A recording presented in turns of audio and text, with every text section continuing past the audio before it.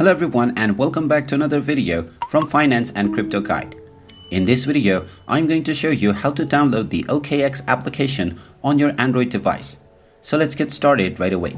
First of all, open up your Google Play Store on your Android device, and then from the Google Play homepage, tap on the search box and simply type in OKX and start the search. Once you find the OKX application, tap on it and you will see the install button. Go ahead and tap on install, and this will begin the download and installation of the OKX application on your device. Just wait for a while until the installation is complete, and when you see the open button, you can go ahead and tap on it to open up the OKX application.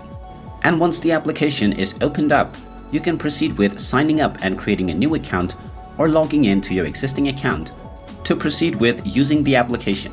And there you have it. That is how easy it is to download the OKX application on your Android device.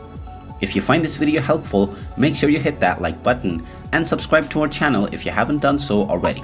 Also ring that notification bell to never miss another update from us.